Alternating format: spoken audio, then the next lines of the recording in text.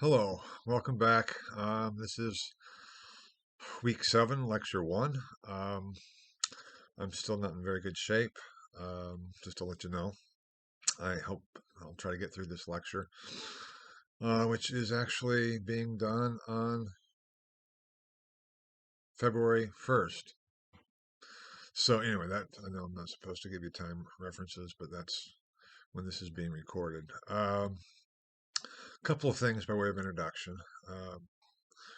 First, for week 7, as I was getting ready for this, I've cut and pasted actually the readings, Luther's 95 Theses, and then his address to the Christian nobility, or open letter to the Christian nobility of the Germination, for you in the modules, so you don't have to cut and paste the URL as given in the syllabus from the Wittenberg project. I've done that, so it's in week 7 module, the readings, plus then the readings from my Luther and the Reformation in the later Middle Ages. Having done that, it's like, wait a minute, this is really actually too much reading. And I'm not sure what to do about that, because I think it's all important.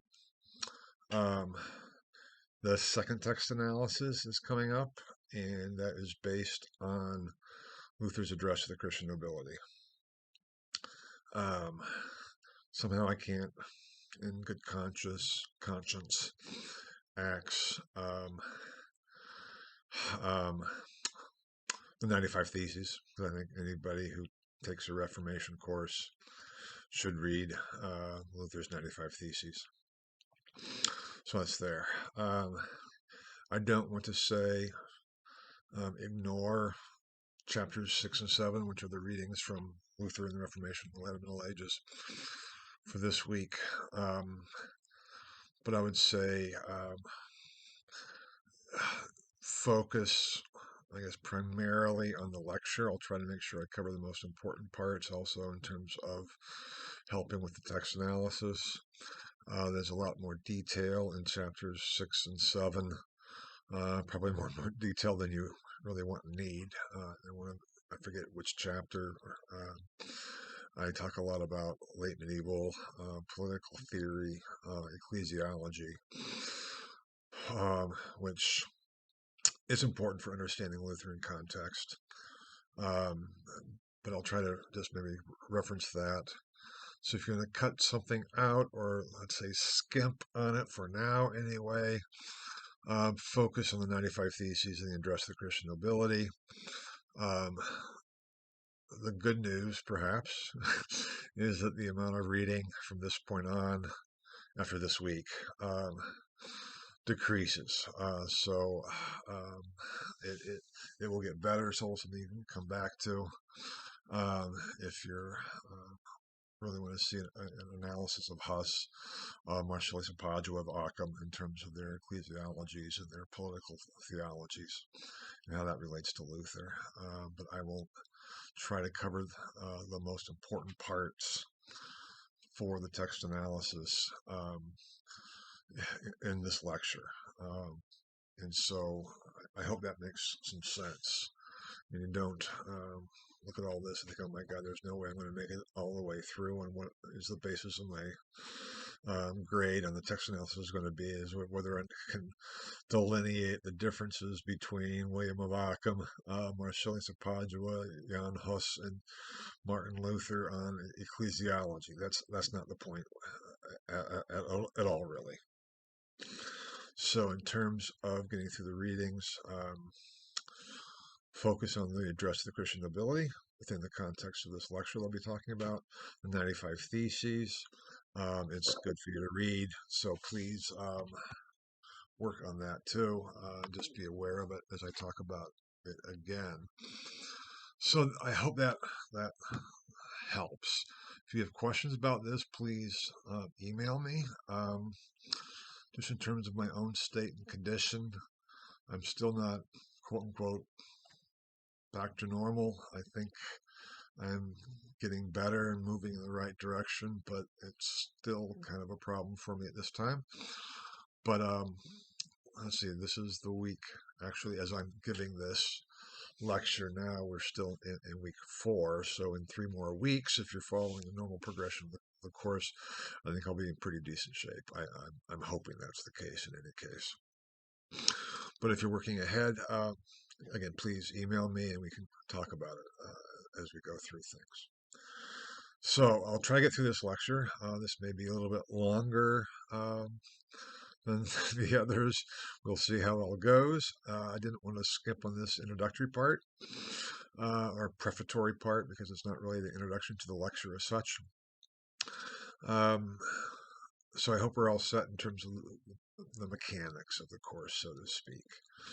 If you look at the text analysis, the second text analysis, it's really basically saying, okay, based on the address of the Christian nobility, how would you characterize Luther's Reformation and when he broke from Rome? Because that is essentially the title for today's lecture, and actually it is the title for this lecture is February 1520, Luther's Break from Rome. And that for me is a big deal because traditionally, as it has been portrayed, at least by the Protestant view, is that Luther at some point had his discovery of quote-unquote justification by faith, which I addressed in the last lecture.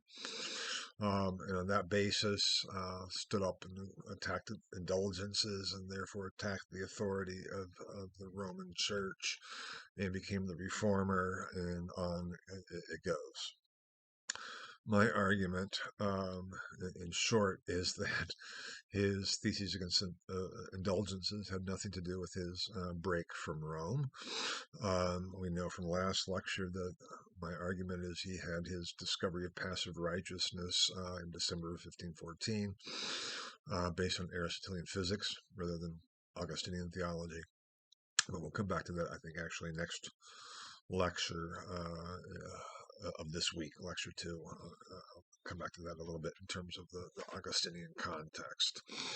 And so it's the problem is that it's how we conceive of it. And so I think there's a little question that the indulgences controversy really was the spark that set things off.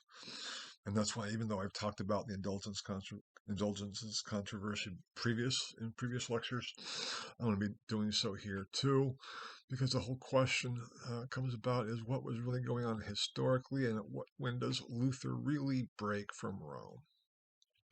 When does he, come to his realization that this can no longer be, in some ways, a part of the Reformation of the later Middle Ages, based on religionization, and something more radical is needed. And we'll see that kind of complex come together, I hope, in this lecture and in the coming lectures as well. So that being said, we're going to start then back with the indulgences controversy, because obviously, based on the title of this lecture, my argument is that Luther made his break from Rome in 1520, at least in part. For the most part, he did. February 1520, we'll see that as we go along. But first, with the indulgences controversy. Now, I believe I have said, in terms of the origins of the controversy and the origins of indulgences, that originally indulgences, the theory of indulgences, arose out of the Crusades, whereby it was incumbent upon every Christian prince to go on crusade. Then it was devised a way, well, you can get out of going on crusade. This is after when the crusade started becoming not all that successful or enjoyable. If you provide the funds for someone else to go in your place, you could receive an indulgence from your obligation to go. That then became applied to penance. That's one of the sacraments as of 1215. And there was a couple parts of penance in the sacraments. It was the oral confession, confessio oris, true contrition of the heart, contritio cordis, and then the satisfaction of the penance that you were actually supposed to do, the satisfactio operis. So there's 3 parts of the sacrament of confession and absolution. And if one of those was lacking, your sins would not be absolved. And so it was an issue of do you provide the satisfaction? If you confess your sins, if you show to the priest to whom you're confessing that you are really sorry, that you're really contrite rather than simply afraid of hell. It's called the attritio rather than contritio. Um, that's all well and good, but then you have to perform the penance imposed for the absolution kind of to work. And that is also then where purgatory came in, because if you didn't, if the priest said, okay, well, for your sins, you have to say, 100 paternosters. And if you lost count and said 97, um, you'd go to heaven, and Peter would say, well, no, you have three more left. You didn't really get those. And so you're going to have to spend some time in purgatory. Because, I mean, you tried, but you didn't really fulfill the obligation. And that gets into the whole quantification of grace that I've already talked about. And then, of course, as I think I mentioned, they started being applied to souls already in purgatory. And that was a real problem, an issue. I think, as I mentioned too, that Luther was by no means the first to have problems with indulgences as they were being taught and preached and practiced. So I hope there's a theory and practice. And even with the 95 Theses, Luther is primarily attacking the practice. And I mentioned, I think, previously Johannes Tetzel, the Dominican, who was preaching the Jubilee indulgence within the empire, and what basically a slime ball he was. And Luther, in his pastoral capacity, wanted to make his parishioners, he wanted to make sure that they knew that these indulgences, it doesn't really work that way. It doesn't work that for every coin that in the coffer rings, a soul from purgatory springs, which was Tetzel's little ditty, so to speak. And so we thought, we need to have a debate about this theologically at the university. That's what it's all for. That's what theologians are for. And let's get that going. Now, even if, in my view, the indulgences controversy was very much part of the Reformation of the late Middle Ages, very much in keeping. And there were grievances against it. There were critiques about indulgences. Luther was by no means the first. I think I already mentioned too that the Germans, members of the empire, were feeling that they were being taxed by the Romans, by the Italians, to build St. Peter's, which is exactly what they were being. And so there was a lot of animosity against Rome, against the Italians, over these indulgences. So it was something too that then was at first a pastoral issue, secondarily a theological issue in terms of the theology behind indulgences. And Luther kind of acknowledges, yeah, there's some issues there, but that's, really basically when we look at it, it's the practice. And but then, I should say not and, but then things got out of hand, because I think, as I mentioned, his theses that he posted, and I won't go into all of that, but I think the consensus now is that he did post it, his thesis to the door of the Wittenberg Church, which was perfectly normal because it was just announcing a public debate, and keeping with traditional university practices. He posted them in Latin, but they were taken up, translated into German, printed and spread overnight almost all throughout Germany. And so Luther became this almost national hero of someone standing up against the Italians in Rome. There's no, it's not as if everybody was simply saying, oh yes, we'll believe whatever the Pope tells us. I've said that before, and I'll say it again and again. That was never the case. So there's a lot of animosity and pent up hostility. There was an emerging quote unquote nationalism, and I use that term carefully because I don't mean by it what was meant by it today, but this sense of we are Germans, even though we're all members of an empire. If you keep in mind, there's no such thing as Germany as a political entity until 1871. But this idea of the German people, the Germans, had been there for a very long time, since the uh, so-called fall of Rome. The Germanic tribes, Tacitus, even in around the turn of the first century, i.e., around 92, 90, I think it was around 98. He wrote De Germania on the Germans. This sense of a people was there, that even if there were political differences, there was something that united them, namely a language, a culture, and that they were being fleeced by these damn Italians. So that's kind of what was going on here. And so Luther, because of the popularity and that was spread and people were reading them, saw this as a protest against what was generally seen as abuses of the papacy and abuses of the Italians in Rome, specifically and especially over against the empire, the Germans trying to interfere in their own internal affairs. Now, that was something that if we go back to some of one of the first lectures, have been a source of conflict between princes and popes and kings and popes and emperors and popes all along, was the place of the papacy and or the ecclesiastical hierarchy within the temporal sphere of the lay hierarchy.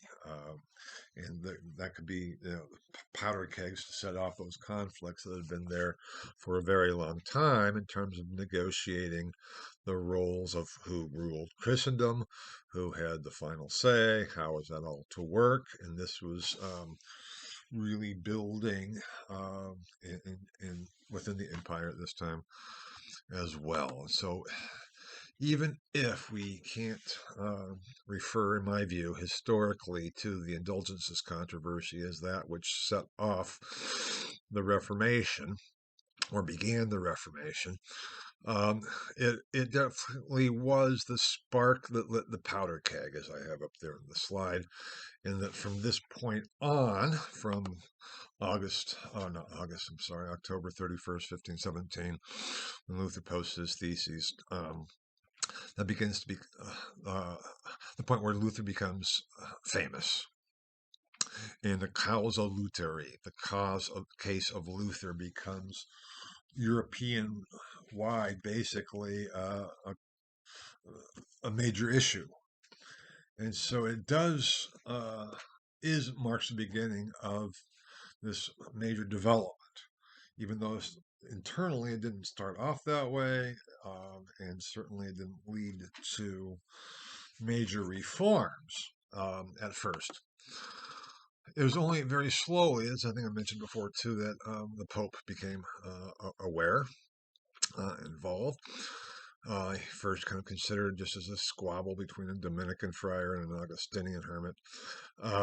Frederick the Wise, the Elector of Saxony, all of a sudden had a famous professor at his university. So he was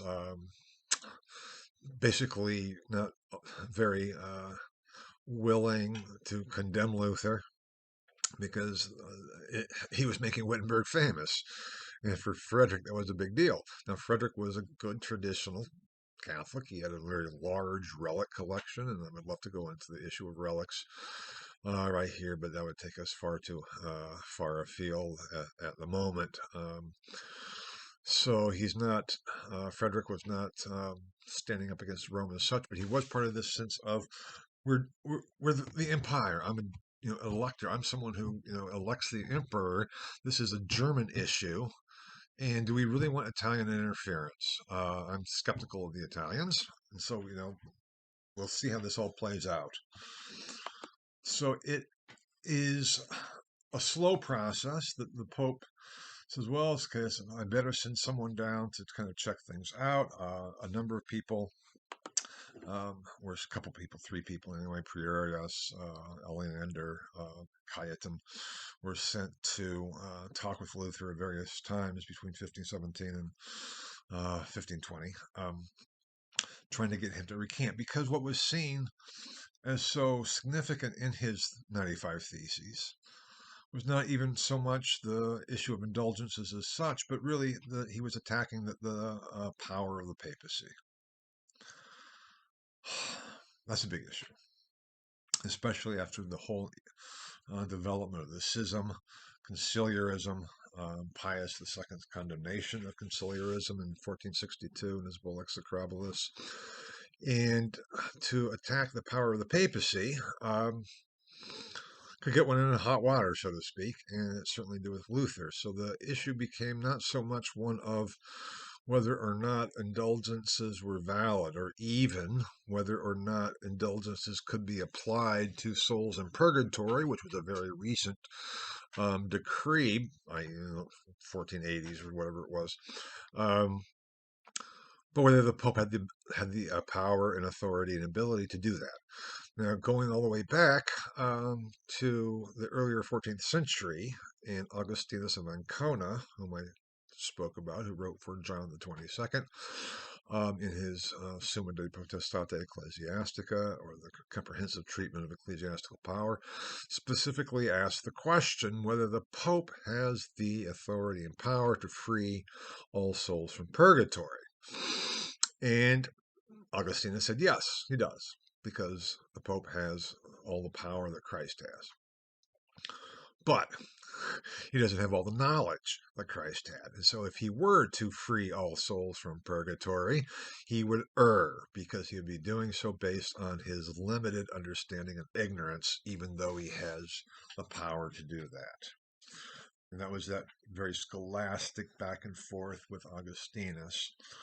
And one of the 95 Theses that you will read, I forget which one, I don't have it memorized, I'm sorry, was that, if the Pope could free all souls from purgatory based on the treasury of merit and indulgences, and doesn't, he's being very cruel. So we get into this whole debate of what is the power of the papacy, how far does it go? And these were issues that have been talked about for centuries, and no final, complete consensus had ever really arisen. And so that is one of the reasons why this indulgences controversy was so controversial, was because it was seen as attacking the papacy, the power of the papacy.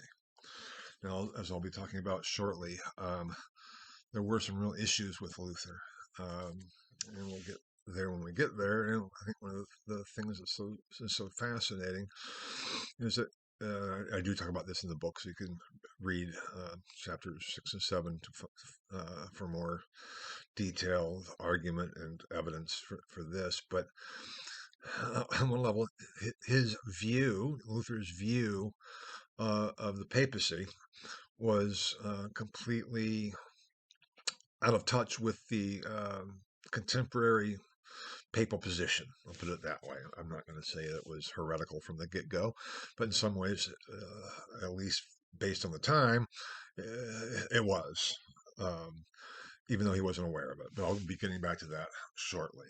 So that's what we see with the indulgences controversy, and Luther's coming into increasing critique.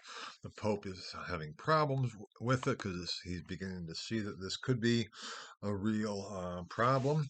But as I mentioned, I think in a previous letter in 1518, Maximilian, the emperor, had basically said, okay, fine, because of the international politics, you want to get Luther shut up, I'll send him to Rome, no big deal, and we'll work things out. And yet, Maximilian dies. And that's when a new papal or imperial election has to be held. I think I mentioned that's when Leo X, who was a Medici Pope, one of the great Italian banking families, even approached Frederick the Wise about becoming emperor. That's almost showing you how little he actually cared about the whole issue of indulgences and everything else, and the squabble that was going on. Because for him that was far more problematic, because they had this concept of Christendom I talked about was being threatened by the so-called the Turks, Islamic forces from outside that were threatening Christendom. They were issues of internal warfare, which I'll be getting to as well, and problems. So they had a whole host of issues and problems going on. There is, peasant unrest. There was something called the Bunshu, which had been going on at least since around 1500. What do we do with peasants who are revolting and I mean revolting as they're revolting, but rising up and being opposing the given authority, and I'll be talking more about that in a future lecture. I think next week's lectures. I think it is. We'll come back to those issues. And so the Pope was really like, what are we going to be doing about this? But he couldn't prevent Charles of Habsburg, who was by this time Charles the first King of Spain, who was Maximilian's grandson, born in 1500. So he's a young kid, 18 years old. In 1519, he's elected emperor.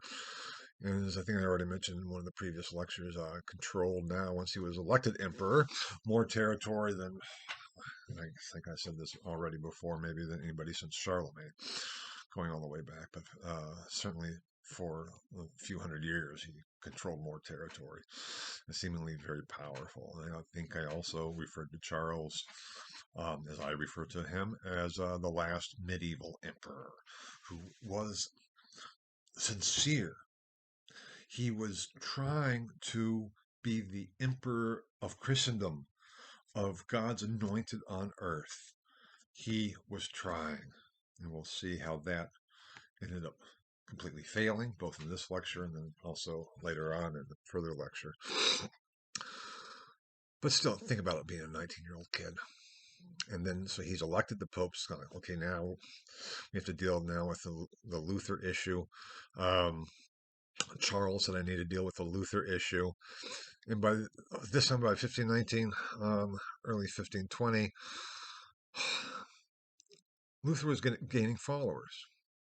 I'll come back to this as well, but he was gaining a good number of followers, both amongst other princes within the empire, as well as also especially amongst the imperial free cities, which I've talked about a little bit. And it was seen as the call for true evangelical preaching. Get back to that shortly as well. So the indulgences controversy was simply the powder keg that set things off, and Luther didn't really understand why he was coming into conflict with the papacy. He felt he was being loyal to the papacy. He felt he was being loyal to the church. And I forget exactly what chapter I talked about this, but he writes to Leo, Pope Leo, in like 1518, I think it is. And, this is after the indulgences controversy. He says, Your Holiness, please read my, theses against indulgences. You'll see that I write, I will accept your judgment. He says, I will accept your judgment as the voice of Christ speaking through you. That's pretty heavy. And so that is after his thesis against the indulgences. That's already when he realizes he's beginning to get in hot water. And he appeals to the Pope. He begs the Pope. He says, look, I know I'm right. I'm concerned about you. He says, there's nothing on earth that I put above, the authority of our Holy Mother, the Church, and you, and of your, authority, except for Christ. That was his vow, if you remember. When I talked about his becoming an Augustinian hermit, he did not vow obedience to the Pope. He did not vow obedience to the Church. He vowed obedience to God, to Mary, and to the Prior General of the Order. And that's what he asserts to the Pope as well. He says, there's nothing on earth whose authority is higher than you, and I accept your judgment as the voice of Christ. Now, it's hard, I think, to say that is the Reformer speaking. That is Brother Martin Luther Augustinian speaking, and he was very sincere. But he had a change of heart. Because in one of his conversations, I forget which one, you have to read the book to get the details on. I'm sorry I didn't look that up. I'm not feeling, as I said, all that well.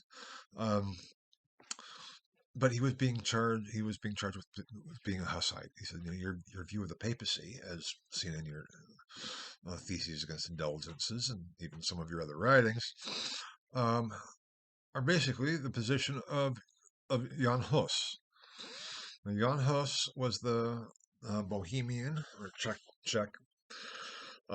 master of theology at Prague, who was burned at the Council of Constance for heresy. And that's when Luther says, I will never be, I will never be a heretic. When he was first charged as being a Hussite, he thought this is just absolutely ridiculous. He said, I know Huss is a heretic. I will never be a heretic. I'm not a heretic. I love the church. This is my whole point. Is serving the church. But he had never read Huss. He knew he was a heretic. He thought, great, of course heretics would be burned. Huss got what was coming for him. I'm not a heretic. But he says, since I am being accused of being a Hussite, I better at least, find out what Huss actually was arguing. And so Luther reads Huss's treatise on the church, De Ecclesia. And it was a shock.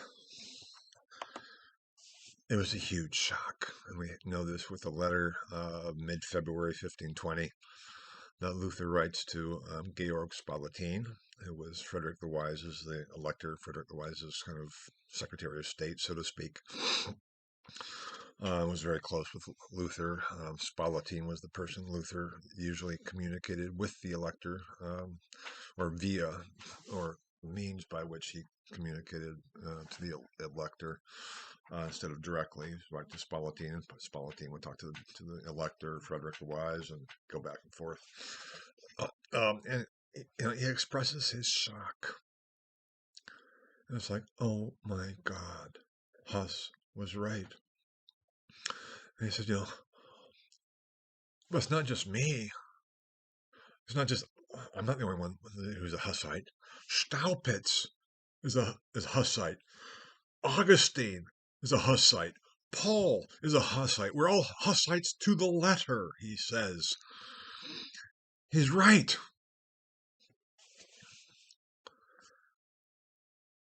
And it's hard to really explain the shock that was for Luther, number one. Now, whether or not, Augustine's ecclesiology or political theology certainly was not that of Huss's. Paul's, maybe not. Staupitz's, maybe not. But for Luther, he saw himself in that tradition. But his view on the papacy and the relationship between the papacy and the church was the same as Huss, which was the same as Staupitz's, which is the same as Augustine's, and the same as St. Paul's. And that for Luther was, how can this be? Huss was burned.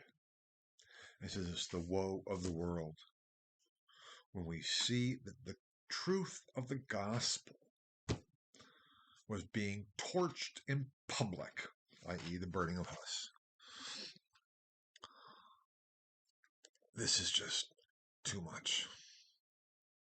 Too much. But that was just one discovery that he had. Because on 24th February 1520, Luther had another shock. Because he also was writing to Spalatin, talking about what's going on and everything, and his position. And he very casually says, I have here on my desk the refutation of the donation of Constantine by Lorenzo Valla, as edited by Ulrich von Hutten. And then he launches. He says, good God, you would not believe the depth of the darkness of Roman perfidy. Now, I think I've already mentioned that the donation of Constantine, uh, Leonardo Valla's treatise was in the 1430s. I think I'd have to go back and look. Using humanist methods, philology, claimed that it was a forgery. Now, what is it? The donation of Constantine, I think I addressed this a little bit already, was a document dated from the late 7th century, which is where scholars basically date it today, and that's where Valla dated it, more or less. Going back to the Emperor Constantine and granting to the Pope, Sylvester, the temporal jurisdiction of the western part of the empire when Constantine moved the capital to Constantinople. Now, I have up there on the slide much ado about nothing.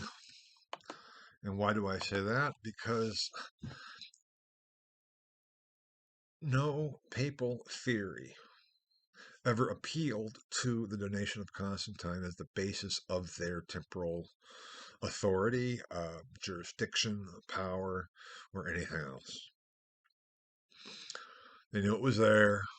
It was important as a forgery in the late Carolingian period, or not, shouldn't say even late Carolingian period, and the time that it was forged in the late 7th century.